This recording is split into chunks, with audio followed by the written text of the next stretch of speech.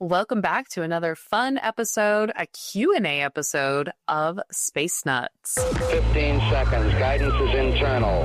10, 9. Ignition sequence start. Space Nuts. 5, 4, 3, 2. 1, 2, 3, 4, 5, 5, 4, 3, 2, 1. Space Nuts. Astronauts report it feels good. I'm your host, Heidi Campo, filling in for Andrew Dunkley, and joining us is Professor Fred Watson, astronomer at large. How are you doing, Fred? That was quite the smart little adjustment of your glasses. It made you look even more smart. Oh, thank you, Heidi. You can come again. Look, it's great to see you again, and all going well here, and lots of exciting space stuff always to talk about, especially with the questions that we get from our listeners, which are always intriguing and often very insightful. Yeah, and so we have 4 questions today. Two audio questions, 2 written questions. But we do want to say, if you did not hear our announcement on the last episode, we'll make that announcement again. We just want to say thank you to our listeners. We were declared, I guess you could say, the 7th top 7 astronomy podcasts, wherever you listen to your podcast. So thank you so much. Fred, do you have anything you want to add to that? Only that it's amazing how many people do listen to our podcasts. I was in a medical waiting room on Monday, and a gentleman, I think his name was Stephen, came up and said, "I really enjoy the podcasts." Oh, wow. So That's it's quite nice. You're like a celebrity. Well, you must be too. I bet you find people, and if you don't now, you will do eventually. People who come up to you and say, "Yeah, I know your face," or "I know your voice." Yeah. Well, I think I have to leave my house for that to happen. I'm too busy. I'm at the lab or I'm at home, so you don't see me in public unless you see me at the grocery store. There you go. That could be where it happens. You never know. So anyway, yeah, it's great to have that 7th ranking in the world's top 50 astronomy podcasts. I'm thrilled to hear it. Well, I guess that makes our regular people who write in their questions famous too then, because we do have some regulars, a few of them today. Our first question today is from Mark Painter. And Mark has another black hole question. And then he has this funny emoji next to it that he made with text. It's not like a regular emoji. He did that with like special characters. Very clever. All right, so we have another black hole question from Mark. And Mark asks, as a singularity is formed with infinite mass, there must be a process of reduction, starting with electron degenerate matter, then collapsing to a neutron star. Then there is a quark matter in massive neutron stars where quarks are no longer confined to protons and neutrons. So my question is this: can there be more stages of matter reduction to go through before a singularity or a Planck star is formed? That is, can quarks be composed of smaller units of matter and then these units break down to their constitutes and so on? Could there be many forms of matter we are yet to theorize and at some time possibly discover? Could it be elephants all the way down? Yeah, turtles all the way down. I think that was the other way of looking at the universe. So it's a great question. If you think of, so we envisage the process of a black hole forming after a supernova explosion. You've got the star which has run out of hydrogen fuel. This is one way of black hole formation. There's others, but anyway, it runs out of hydrogen fuel, so there's no longer the outward radiation pressure to support the mass of the star, and it collapses. And if there's enough material there, the collapse doesn't just stop with as Mark points out, electron degenerate matter. That's what we call a white dwarf star. Or it doesn't stop with that, and it doesn't stop with neutron degenerate matter, which is what we call a neutron star. It just collapses down basically to to a singularity, to this point of infinite density. It's not infinite mass, as Mark said, it's infinite density. But that's not the point. The point is, is there, as you get to that singularity, are there other constituents of matter that the collapse goes through? And my understanding of this is that the answer is no. We understand very well from particle physics what the most fundamental particles of matter are. And it's what we call the Standard Model. There are 16 of them, plus something called the Higgs boson, which gives all the others their mass. And these, as far as we know, are indivisible. They are not able to fall into pieces. They are the ultimate, the ultimate building blocks of matter. There are 6 quarks: the up, down, charm, strange, top and bottom quarks. That's the quark component. So quarks themselves have different varieties. There are 6 leptons: the electron, muon, tau, electron neutrino, muon neutrino, and tau neutrino. And then the 4 fundamental forces of nature, what are called the gauge bosons: the gluon, which operates the strong atomic force; the photon, which we know is all about electromagnetic radiation; and the Z and W bosons, which dictate the weak nuclear force. So those are what everything is made of. And the idea of separating them into smaller particles, I think, is something that the particle physicists rule out. They're telling us that that's the way it goes. And so, yes, as the collapse takes place, these are probably the last things to not to come into existence, but to disappear down the singularity, if I can put it that way. But it's a great question, Mark, and got me thinking about particle physics once again. Excellent. Well, it looks like our next question is from one of those famous regular listeners, and it is a audio question. So we are going to play that for you now. You guys can all listen to Buddy from Oregon's question, and Fred and I are going to listen to that right now. I'm just letting Fred get that queued up. All right, everyone, we're going to play Buddy's question for you now. This is Buddy from Ontario, Oregon again. Hey, I was listening to your latest episode, and where you announced that there's a third object from outside our solar system passing through a comet, I guess. And I know you said there was no point before in trying to catch these objects, because if you can get that fast, you can sense something or that object in any direction. What if you were to just land like a spin launch on one of those objects with a few satellites? That way, anytime it happened to get close enough to something interesting, we could launch it with a spin launch and possibly maybe use that spin launch to counteract the speed that you're going at, so that you could just kind of gently place a object in orbit around something. Seems like we should have eyes in every direction we can send one. But anyways, what do you guys think? Thanks, guys. Love this podcast. Intriguing stuff from Buddy, as always.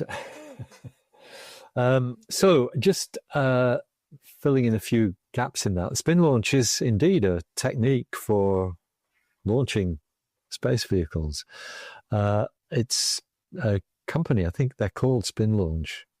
And they've built this gigantic device that spins things up to a high level of rotation, and that lets them go.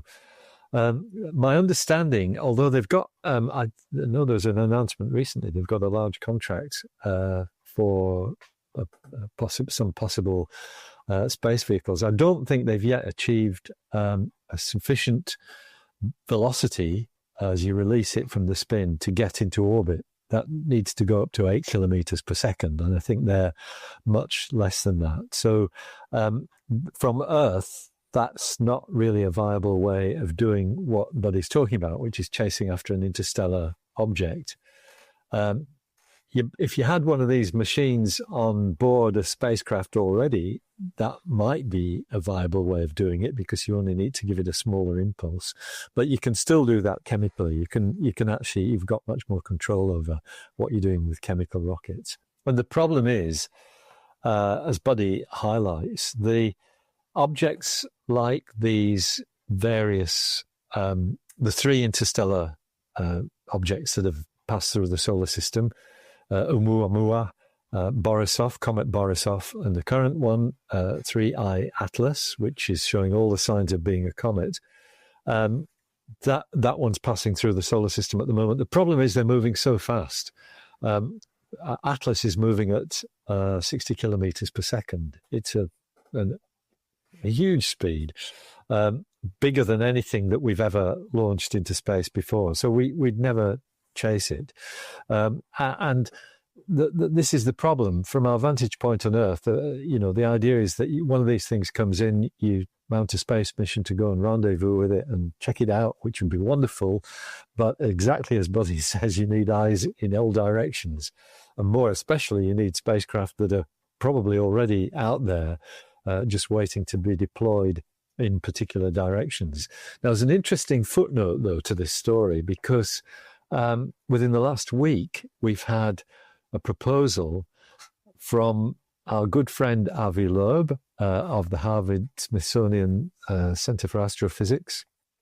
He has made the suggestion that because the Atlas comet currently going through the solar system from some other solar system, it's probably older than our solar system, because that passes relatively close to Jupiter, and I think it's either next year or the year after, I think it's probably next year, you could deploy a spacecraft already in orbit around Jupiter, and he's thinking of the Juno spacecraft, which is already orbiting Jupiter and telling us a lot about that planet. You could change its orbit. It's in a already in a highly elliptical or elongated orbit. Loeb and his colleagues suggest that you could change that orbit, make it elongated enough that you actually get a closer look at Comet 3I Atlas as it passes by Jupiter. And that would be fabulous because it would be a way of getting up close and personal with an interstellar object that might tell us a lot more about it than we know already. So I think this is an exciting area that Buddy's highlighted, the idea of rendezvousing with extraterrestrial or extrasolar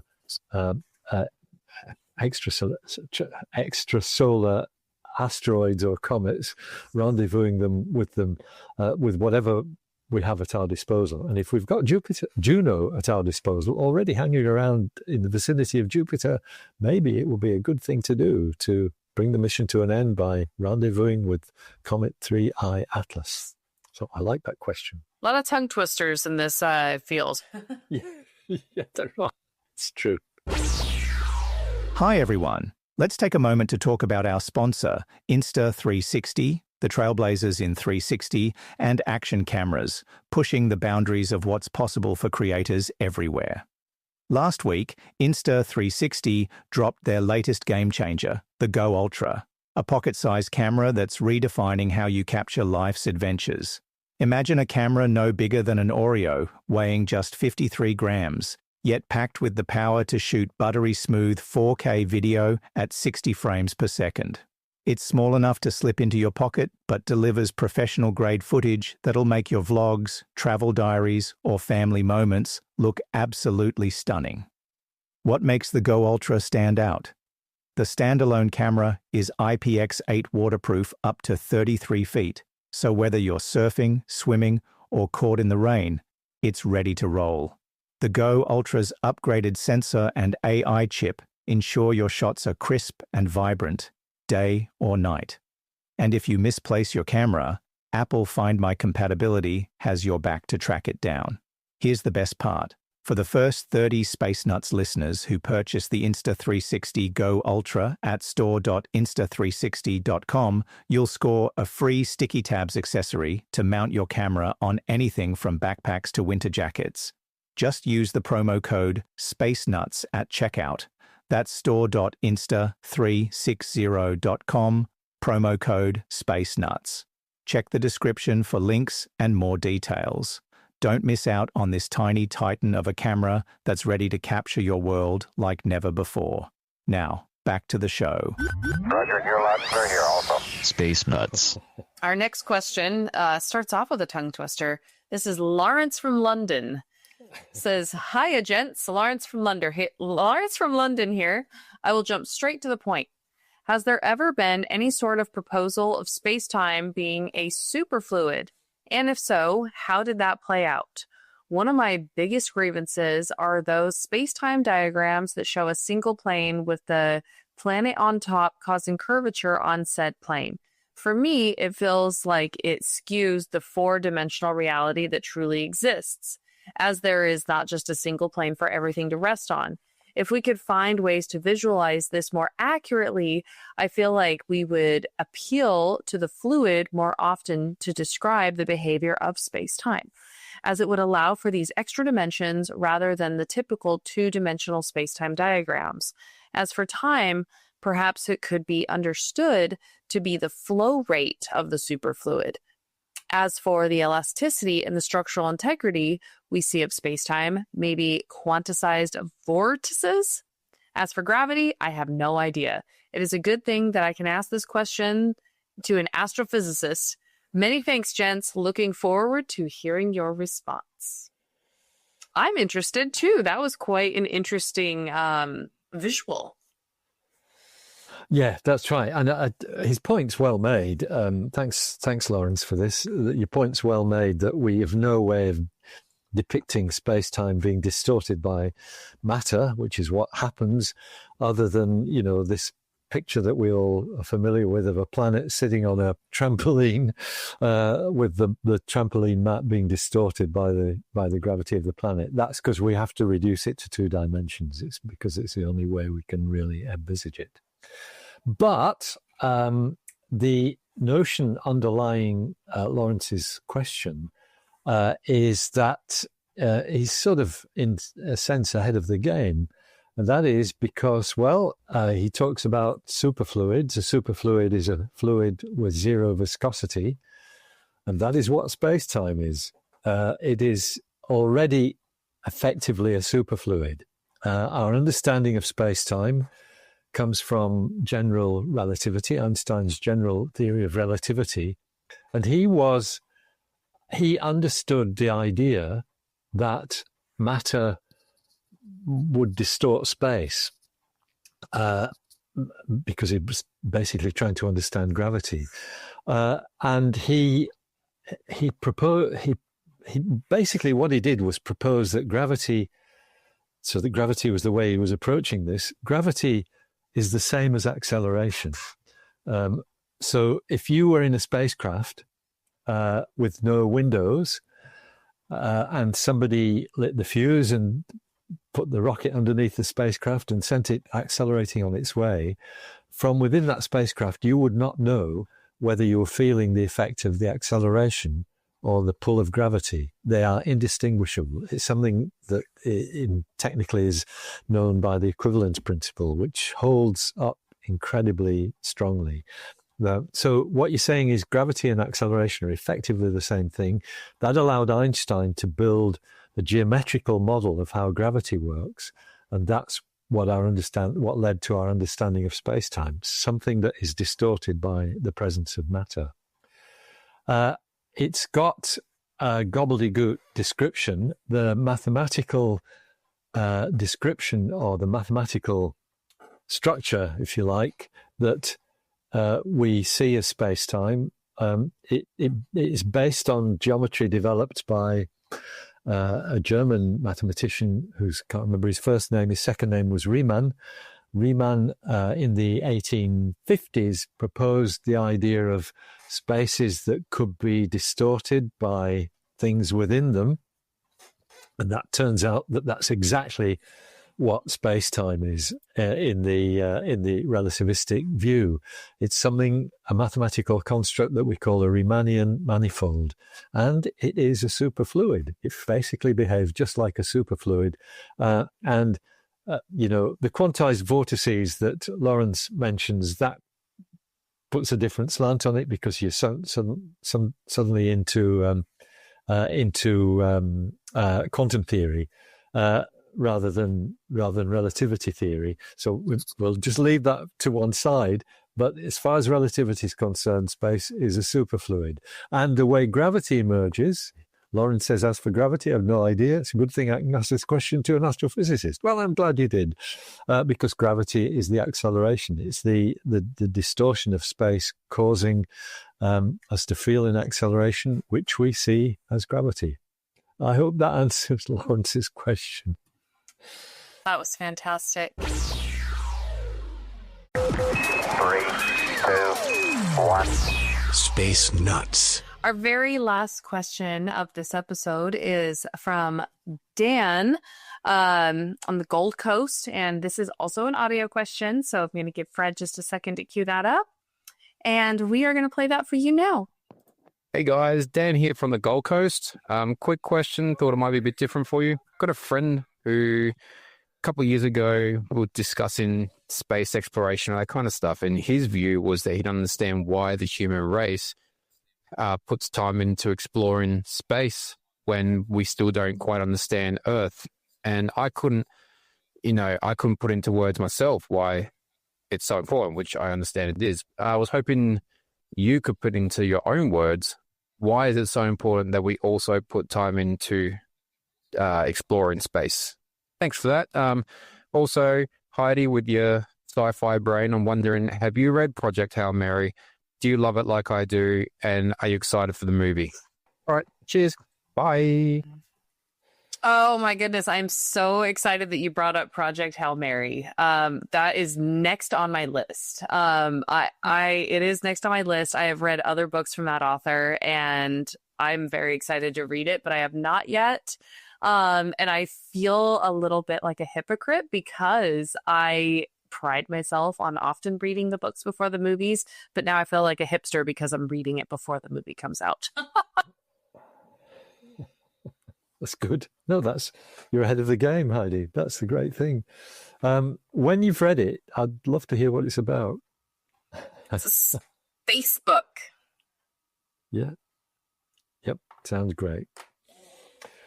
Very quickly, why do we explore space? Why explore the universe when there's so much on Earth that's left to understand?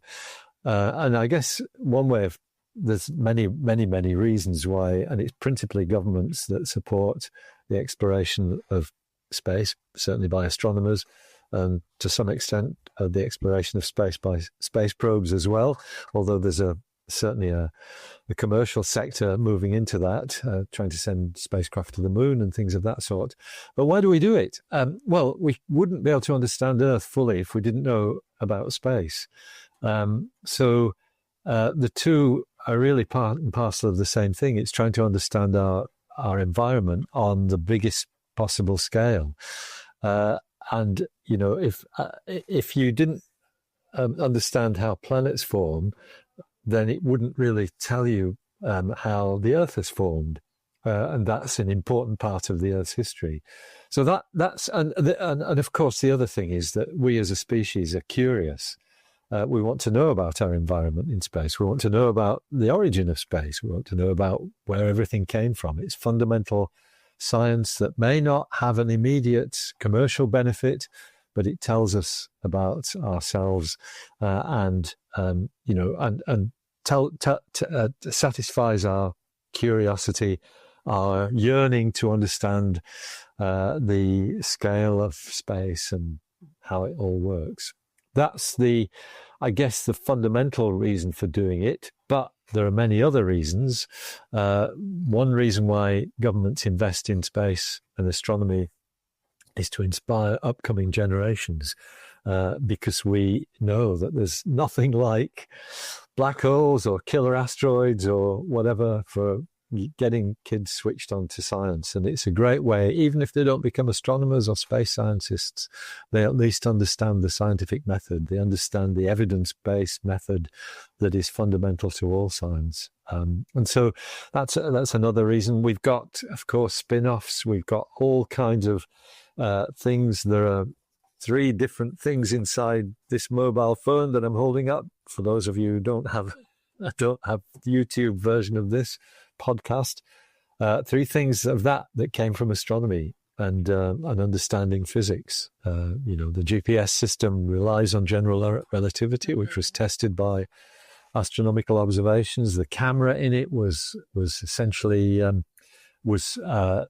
evolved from cameras that were developed from astronomical cameras that we were bringing to fruition in the 1980s, these silicon devices that let us see very faint light levels, and Wi-Fi. The Wi-Fi that lets us use our phones actually started off in the head of an astrophysicist working in radio astronomy. How do you send signals backwards and forwards in your laboratories? And he was an Australian. Well, he still is. His name is John O'Sullivan, and I've had a number of pleasant chats with him over the years. Very well-known astrophysicist.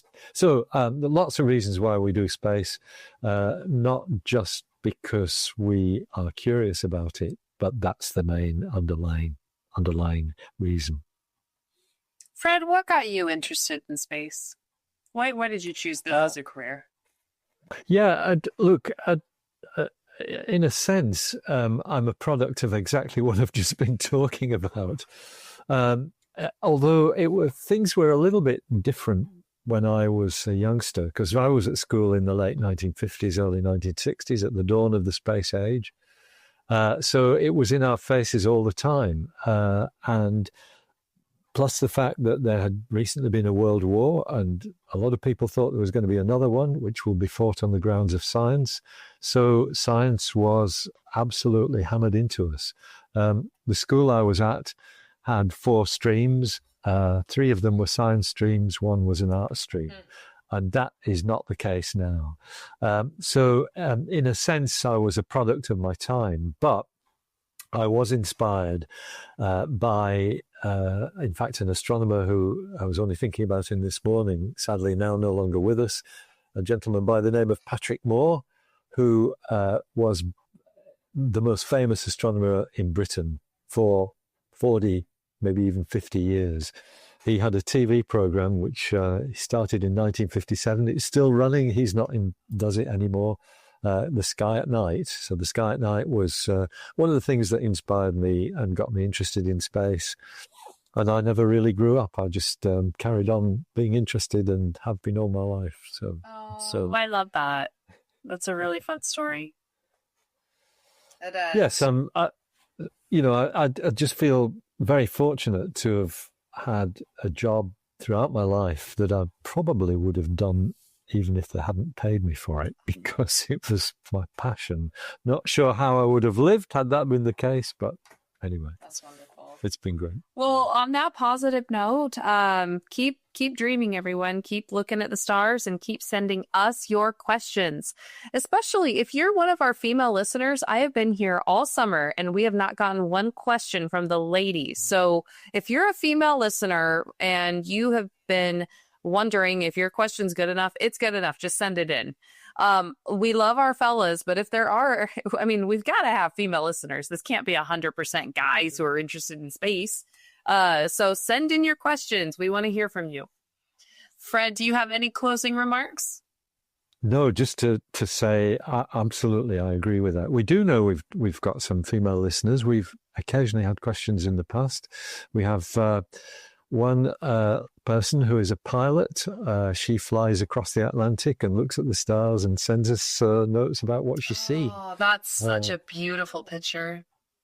Yeah, isn't it great? And so, I agree. We should shout out to our female Space Nuts listeners. Get your questions in. We'd love to hear from you.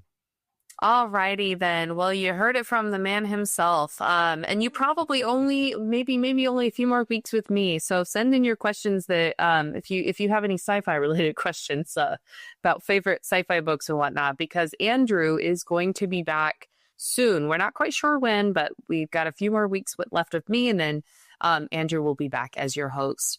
But till then, you're stuck with me, and I thank you all for listening. Till next time, see you later. Space Nuts. You've been listening to the Space Nuts podcast. Mission complete, Houston. Available at Apple Podcasts, Spotify, iHeartRadio, or your favorite podcast player. You can also stream on demand at Bytes.com. This has been another quality podcast production from Bytes.com.